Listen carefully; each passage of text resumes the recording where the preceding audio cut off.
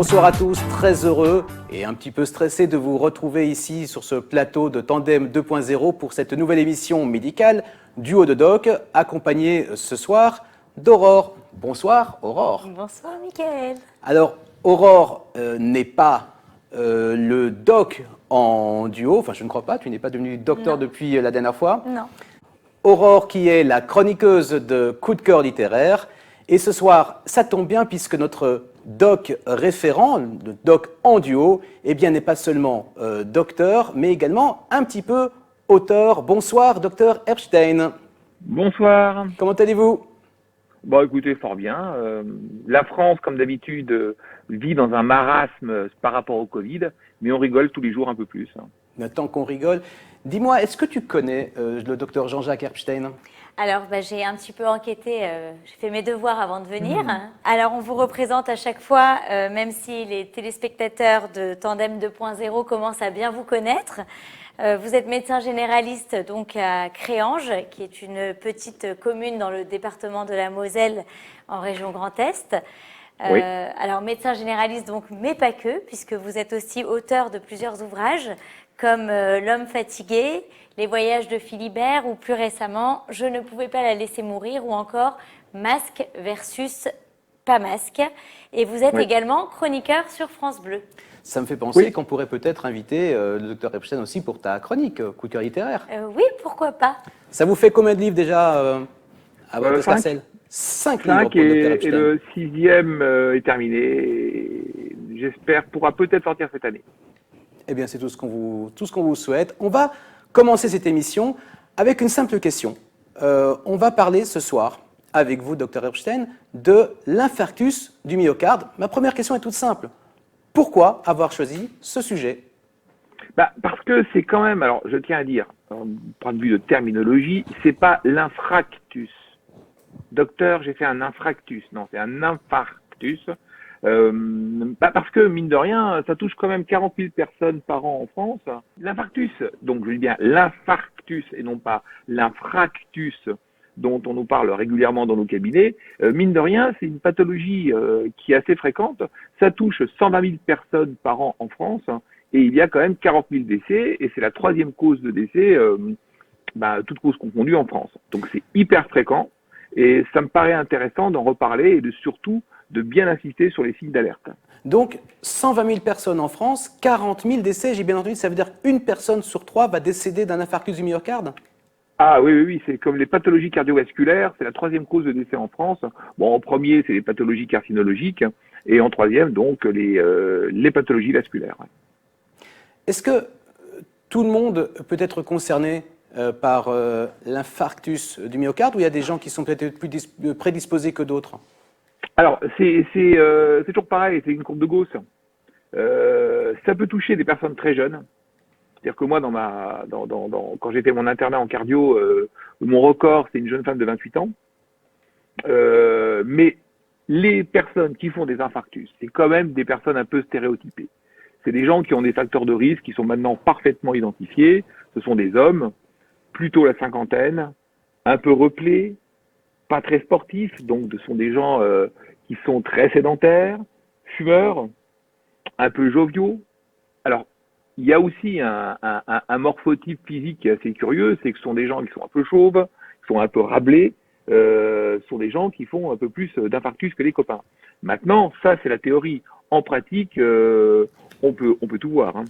Mais excusez-moi, j'ai une petite question pour les non-médecins. C'est quoi exactement l'infarctus? C'est une crise cardiaque? Voilà. C'est quoi? Alors c'est une crise cardiaque. Alors dans notre jargon, crise cardiaque, nécrose, parce que la nécrose, c'est quand un territoire n'est plus irrigué. Alors pour faire simple, imaginez un terrain, une pelouse, découpée en plusieurs parcelles. Chaque parcelle dépend d'un tuyau d'arrosage qui arrive d'un tronc commun. Si jamais vous coupez l'eau sur une parcelle, forcément, cette parcelle va se dessécher et elle va jaunir et elle va devenir complètement, elle va pourrir. L'infarctus, c'est ça. C'est à partir du moment où l'artère, c'est-à-dire le petit tuyau qui va irriguer une partie du cœur, va se boucher complètement. À ce moment-là, le muscle cardiaque qui dépend de cette artère n'est plus irrigué et il y a ce qu'on appelle un infarcissement, c'est-à-dire que c'est une nécrose, le tissu cardiaque souffre et malheureusement il peut devenir absolument plus fonctionnel et ça peut avoir des conséquences dramatiques parce que je vous rappelle qu'un cœur on n'en a qu'un seul. Et qu'est-ce qui se passe à ce moment-là quand le terrain n'est plus irrigué? Quels sont les symptômes? Qu'est-ce qui se passe sur le plan plus physiologique? C'est très stéréotypé les symptômes, c'est-à-dire que vous trouvez ça dans tous les livres, mais après je vous parlerai des exceptions qui confirment les règles. Classiquement c'est écrit par une douleur rétrosternale, c'est-à-dire, attendez, je me montre bien, une douleur sur la poitrine. D'ailleurs, il y a un signe qui est très intéressant, c'est le signe de Levin. Monsieur Levin, David Levin était un cardiologue américain, et il s'est rendu compte que quand les gens racontaient leur douleur, s'ils posaient leur poing au niveau du sternum, donc au milieu de la poitrine, dans presque 70% des cas, c'était un problème cardiaque, donc un problème d'artère qui se bouche. Donc classiquement, c'est une douleur rétrosternale qui vient derrière le sternum. C'est une douleur constrictive. Vous avez l'impression que vous avez une main devant, une main derrière, qui vous comprime complètement. Alors attention, c'est pas la petite douleur rigolote d'une névralgie. C'est une douleur qui est classiquement décrite comme étant avec une impression de mort imminente. Donc vous voyez, c'est comme quelque chose d'assez violent. Ça survient souvent à l'effort. Et alors, classiquement, c'est décrit que ça survient quand on monte une côte avec du vent de face. Alors, c'est une douleur qui dure. C'est-à-dire que si la douleur dure quelques minutes, c'est ce qu'on appelle l'angine de poitrine, c'est l'artère se referme, mais le sang coule quand même encore un petit peu. En revanche, si la douleur persiste, à ce moment-là, c'est probablement un infarctus. Et là, il ne faut pas rigoler parce qu'on a 4 heures pour sauver un cœur. Qu'est-ce que ça veut dire, on a 4 heures pour sauver un cœur? Donc, juste avant que vous me répondiez à cette question, si arrive un patient chez vos cabinets, ou même, chas shalom, comme on dit chez nous, une connaissance, un proche nous dit avec le poing serré, j'ai une douleur ici, je me sens oppressé, attention, risque d'infarctus. C'est le 15, enfin en France tout au moins le 15 ou le 112 tout de suite. D'accord. Ça, on ne faut pas rigoler. De toute façon, il y a une règle d'or en médecine qui dit que toute douleur dans la poitrine, jusqu'à preuve du contraire, est d'origine cardiaque. C'est-à-dire qu'il faut l'éliminer absolument. Alors, excusez-moi, j'ai une question, je reviens sur les symptômes, je ne suis pas médecin, mais moi j'ai souvent entendu, oui, on a mal au bras gauche, quand tu as mal au bras, ça veut dire que tu vas faire un crise cardiaque. C'est toutes les variantes, c'est de la médecine, parce que naturellement, vous avez le signe cardinal, enfin le signe classique, et puis après, vous avez des tas de choses qui peuvent arriver. On peut avoir une douleur qui va irradier dans la mâchoire, dans le bras gauche, dans les deux poignets. Parfois, ça se manifeste uniquement par une douleur dans les poignets. Parfois, ça se manifeste simplement par des nausées et des vomissements. Parfois, ça se manifeste par ce qu'on appelle une bloc-pnée, c'est-à-dire que vous faites un effort et il y a un blocage respiratoire. Enfin, c'est de la médecine. Donc, c'est ce qui fait toute la richesse de notre métier, c'est de démêler ensuite le bon grain de livret, d'avoir un peu le sixième sens du médecin et de reprendre également le patient dans sa globalité. Il est certain que si un gamin de 15 ans vient me raconter qu'il a mal dans la poitrine, bon, a priori, c'est une névralgie, c'est pas grand-chose, faut pas s'inquiéter. En revanche, quand vous avez un type d'une 60aine d'années qui vient me raconter ça, faut pas trop traîner, quoi. Faut aller très très vite. Parce que qu'est-ce qui se passe? Vous avez un caillot qui se forme dans l'artère, et on peut, avec certaines thérapeutiques, maintenant, ce qu'on appelle une thrombolie, c'est-à-dire un médicament qu'on passe sous perfusion, on peut détruire ce caillot de manière à relancer la circulation sanguine et limiter les dégâts. Alors justement, vous avez dit on a 4 heures, je reprends vos paroles, 4 heures pour sauver un cœur. Ça veut dire que dès les premiers symptômes de la personne, le chrono se met en route. Qu'est-ce qu'il faut faire durant ces 4 heures et qu'est-ce qui se passe si les choses ne sont pas faites correctement dans ce timing?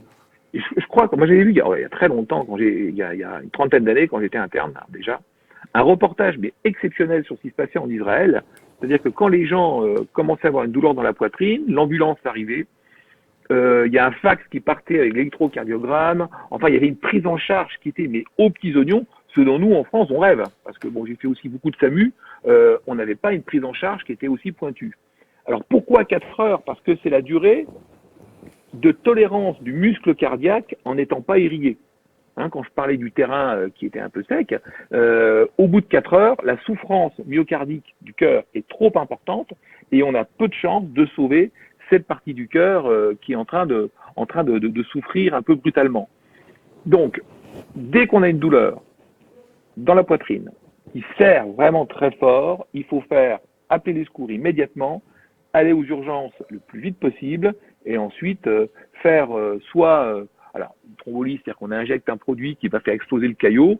Maintenant, on peut faire ce qu'on appelle une angioplastie, c'est on monte une sonde dans les artères, on arrive au niveau du cœur, on voit où est le bouchon et on dilate l'artère pour évacuer le bouchon et à ce moment-là, le sang circule de nouveau.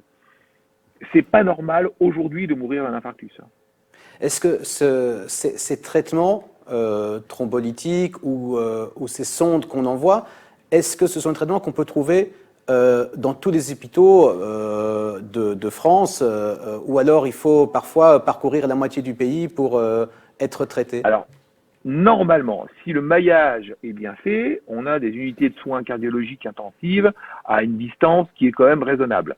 Maintenant, vous savez, les hôpitaux périphériques, enfin, je parle en France, ont tendance à fermer ce qu'on appelle les hôpitaux districaux, de manière à tout centraliser vers des grands centres, mais normalement, tout est calculé pour être à une durée de temps quand même relativement brève, de manière à pouvoir agir le plus vite possible. Il y a même des moments où on fait des thrombolises, c'est-à-dire en injectant ces produits qui vont détruire ce caillot dans les ambulances de réanimation, c'est-à-dire avec le SAMU.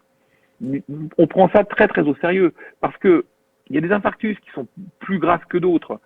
Quand c'est toute la partie antérieure du cœur qui est atteinte, là, ça peut être dramatique. Quand c'est une partie qui est peut-être la partie inférieure du cœur, toujours en l'image des petits terrains, vous savez, quand je disais que le cœur peut être divisé en différentes parcelles, il y a des parcelles qui sont plus embêtantes que d'autres qui sont un peu moins graves.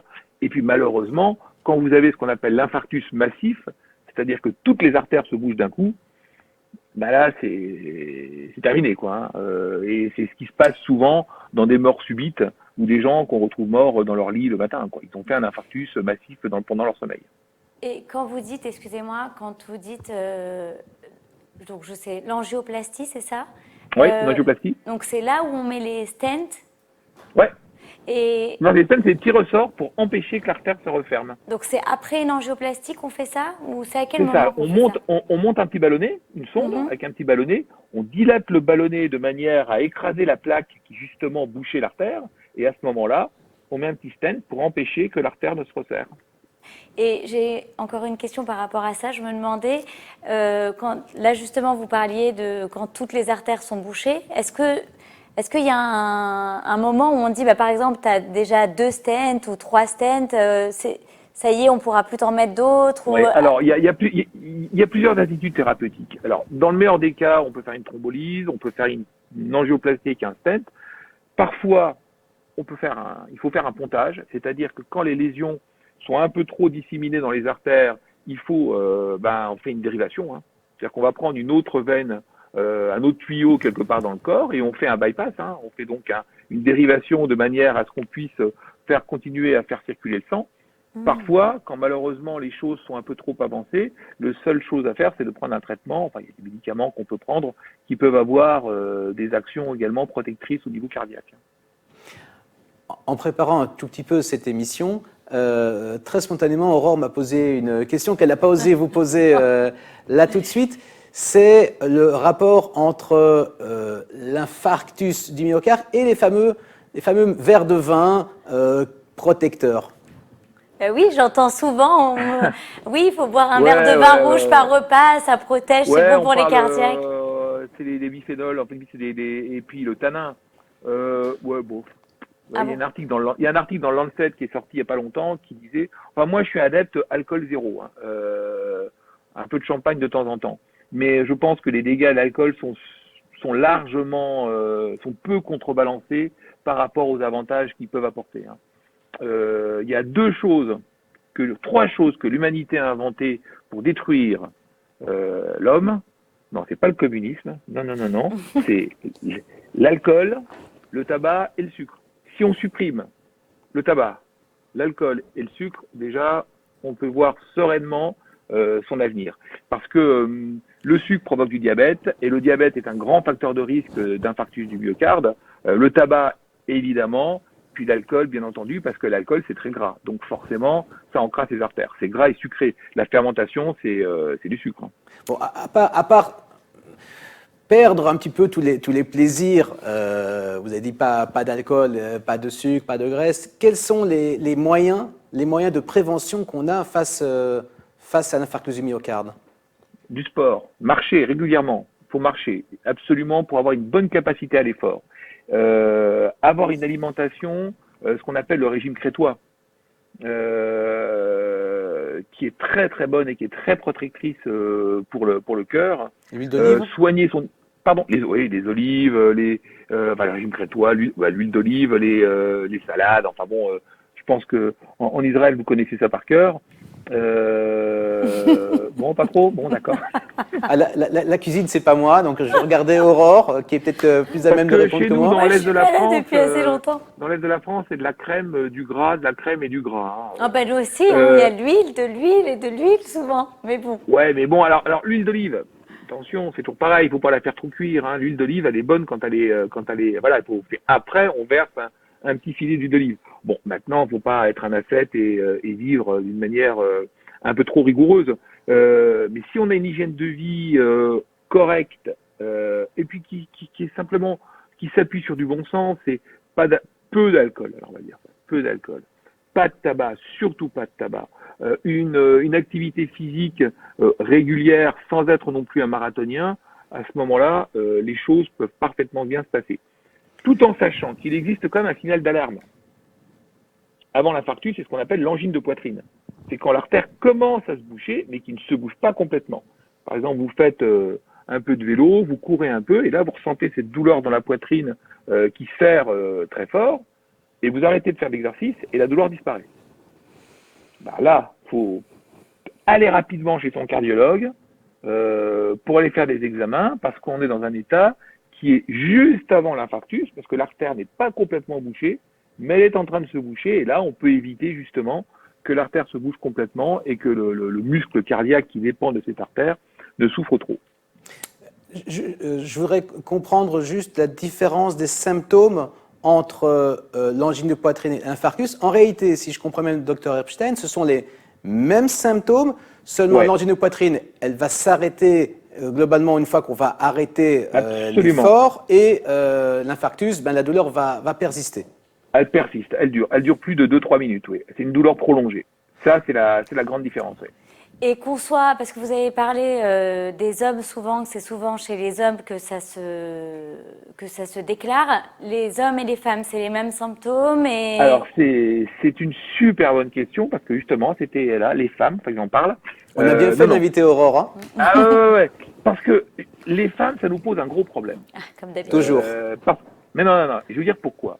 Parce que les femmes sont moins, alors moi c'est une expression dans mon jargon, elles sont moins totoches. Je sais pas ce que c'est, vous savez ce que c'est qu'une totoche? Chochotte? Ouais, une chochotte, une totoche, une chochotte. C'est-à-dire que les femmes se plaignent beaucoup moins. C'est-à-dire que quand elles sont en train de travailler, que ce soit s'occuper des enfants, faire du sport, enfin ce genre de choses, si elles ont un petit symptôme, elles vont avoir tendance un peu à le procrastiner, à l'oublier et ne pas en parler. Or, il y a une grande campagne de pub qui a été faite en France sur l'infarctus de la femme, où on voyait un couple qui dansait, une très jeune et jolie femme dansait avec son copain, son mari qui était bien gros et obèse et qui transpirait. Bon, on pense tous que c'est l'homme qui va s'effondrer. Or, c'était son épouse qui s'effondre d'un infarctus. Donc, faut se méfier, surtout que les symptômes ne sont pas aussi parlants que chez l'homme. Souvent, c'est des grosses fatigues, c'est des difficultés respiratoires. Et puis, comme je viens de vous le dire, les femmes sont beaucoup moins attentives aux symptômes qu'elles peuvent ressentir. Les types, dès qu'ils ont un pet de travers, ils sont chez nous. Une femme n'a pas de... c'est comme ça, hein, n'ont pas forcément ni le temps, ni l'envie, ni comment dire ça, la présence d'esprit de faire attention à elle. Absolument, parce qu'elles ont autre chose à faire. Voilà. Bon, et il faut quand même se méfier parce que les infarctus chez la femme, ça existe et on en voit de plus en plus. Alors, tout au moins en France, je ne sais pas si en Israël vous avez le même problème, tout simplement parce que les femmes fument quasiment autant que les mecs. En travaillant un petit peu sur votre cas, Dr Epstein, vous avez fait un travail, une étude sur ces fameux 4 heures pour sauver le cœur, donc, ce que vous nous avez dit en début d'émission, et notamment le moment où les gens perdent plus de temps. Pouvez-vous nous en dire un petit peu plus? Oui, alors ça c'est un truc que j'ai fait quand j'étais interne, donc ça commence un peu à dater, mais c'est toujours d'actualité. C'est que je me suis posé la question, pourquoi 4 heures? Pourquoi les gens arrivaient si tard à l'hôpital? C'est-à-dire que si on part à T0, le moment où j'ai mal dans la poitrine, donc une douleur quand même qui est très violente, les gens appellent le médecin, parce que c'est quelque chose de vraiment très particulier. Le médecin arrive, il va dire aux gens, bon bah écoutez, il faut faire le 15 immédiatement, il faut aller à l'hôpital immédiatement. Le médecin s'en va, on s'est rendu compte qu'entre le moment où le médecin s'en va et le moment où les gens arrivent à l'hôpital, c'est là où on perd le plus de temps. C'est-à-dire, je fais la valise, je téléphone à la famille, j'appelle les pompiers, ou alors j'appelle un taxi. Bon, pour s'amender de cette perte de temps, il convient soit au médecin lui-même d'appeler le 15 et de rester sur place en attendant l'ambulance de pompiers, qui généralement va arriver médicalisée parce qu'il y a un médecin qui va arriver à ce moment-là. Soit le conseil qu'on peut donner à toute personne qui présente ce genre de symptômes, c'est même pas d'appeler le médecin traitant, c'est de faire le 15 ou le 112 immédiatement. Voire le 18 chez nous en France, et les pompiers, le 18 sera rebasculé après sur le 15. Donc ne perdez pas votre temps à appeler votre médecin traitant. Le temps qu'il arrive, on va perdre du temps, enfin voilà. Bon, c'est complètement ridicule. Toute douleur dans la poitrine qui dure, qui est très violente, qui est vraiment au milieu du cœur. C'est pas là. Vous savez, les gens disent oh, j'ai mal là, le cœur est à gauche. Non, votre cœur, je me dresse bien, voilà, il est vers le bas, la gauche et un peu vers l'avant. Votre cœur est vraiment au milieu. Il n'est ni à gauche, ni à droite. Enfin bon, même si on peut voir des choses bizarres au niveau anatomique, mais enfin, chez l'écrasante majorité des gens, il est là.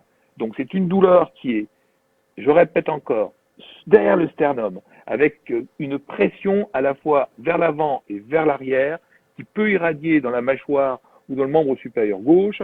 On peut avoir également des douleurs dans les poignets, et je peux vous assurer, bon, moi j'ai jamais connu ça, j'espère ne jamais connaître. Je pense que les gens qui connaissent ce genre de symptômes, ils ont un peu les chocottes rapidement. Et...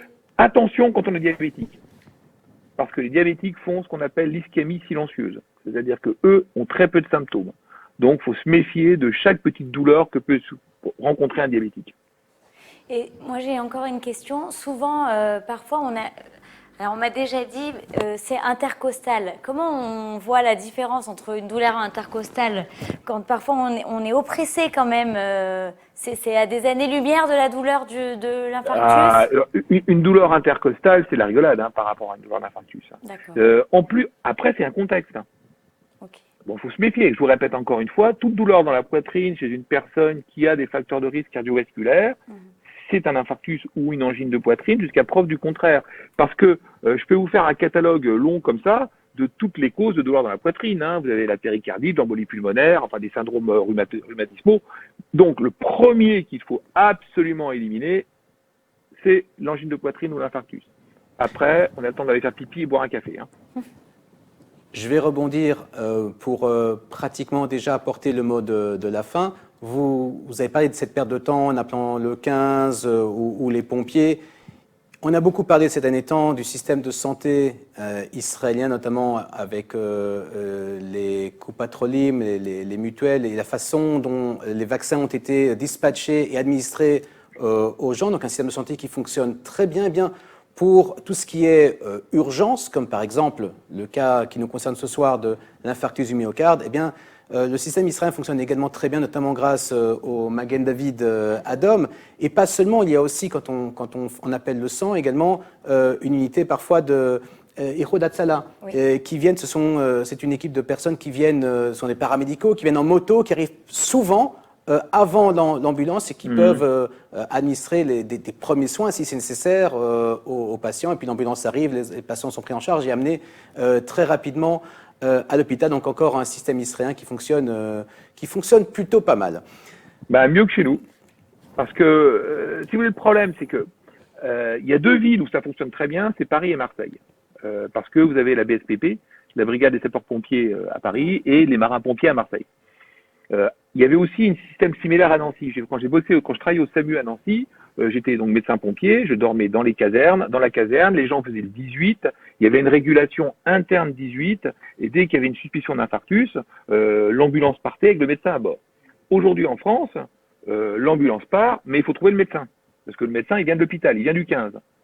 Donc on perd aussi un petit peu de temps là. C'est-à-dire que le système français, le système pompier, il est exceptionnel. Moi, pour bosser avec eux, ça marche, mais alors, picobello. Hein, ça roule, c'est formidable. Maintenant, depuis qu'on est passé par le 15, ça s'est amélioré, mais c'est un peu moins bien. Vous voulez dire qu'avant, il y avait des médecins chez les pompiers et qu'aujourd'hui, il n'y en a plus? Alors, dans les villages, vous avez encore des médecins pompiers. C'est-à-dire que des médecins généralistes qui jouent aux pompiers. Mais avant, dans certaines villes, vous aviez, comme à Paris ou à Marseille, des régulations, c'est-à-dire les appels, hein, qui se faisaient automatiquement de la caserne des pompiers. Parce qu'aujourd'hui, vous faites le 18, vous dites voilà, j'ai mon grand-père qui a mal dans la poitrine, le pompier va dire attendez, je vous passe le 15. Donc on va basculer sur le 15. Vous allez tomber, il y a des histoires terribles là, en France, vous savez, à Strasbourg, où une jeune fille avait appelé, et puis personne l'avait prise au sérieux, et puis tout le monde fait, elle est morte. Donc le 15 va faire un premier bilan, alors qu'est-ce qui se passe, blablabla, blablabla. Je vous passe un médecin. Donc vous êtes tombé sur le médecin régulateur. Le régulateur va reposer les questions et va décrypter un peu, démêler le bon grain de livret, et à ce moment-là, il va dire on vous envoie une ambulance. Après, il va téléphoner pour trouver l'ambulance, trouver le médecin. Enfin bon, chez les pompiers, il y avait 3 boutons. À l'appel, le médecin régulateur, au premier mot du patient, on savait exactement ce qui se passait. Le bouton rouge, c'était un moyen pompier seul. Bouton rouge et blanc, c'était un moyen pompier médicalisé. Et le bouton vert, c'était ni pompier ni médecin. C'était pas grand-chose, quoi. Donc il y avait une efficience qui était exceptionnelle, un peu comme ce qui se passe à la BSPP, donc chez les pompiers de Paris ou chez les marins-pompiers à Marseille. Moi, je pense qu'il y a des choses au niveau des urgences qui sont largement améliorables chez nous en France. Enfin bon, je ne suis pas le ministre de la Santé, pas encore. En gros, que ce soit en France ou en Israël, il faut arrêter de fumer, il faut faire du sport, avoir une bonne hygiène de vie, manger équilibré, et puis avoir l'aïmouna. Voilà. J'ai une dernière question pour Aurore. Aurore, est-ce que ça s'est bien passé, cette émission duo de doc? Est-ce que tu seras là pour la prochaine? Bah écoutez, oui, je pense. Eh bien, c'est moi parfait. angoissant. Docteur Epstein, merci beaucoup pour Merci, ces docteur. éclaircissements. On se revoit dans quelques semaines pour un nouveau sujet, une nouvelle émission, toujours avec le docteur Jean-Jacques Herbstein, qu'on aura le plaisir de retrouver. En attendant, restez avec nous sur Tandem 2.0, continuez à nous regarder, continuez à partager nos émissions. Docteur Herbstein, bonsoir, merci beaucoup. Bonsoir, merci Aurore. vous deux. Bonsoir. Bonsoir. Bonsoir, docteur. À ciao, à plus.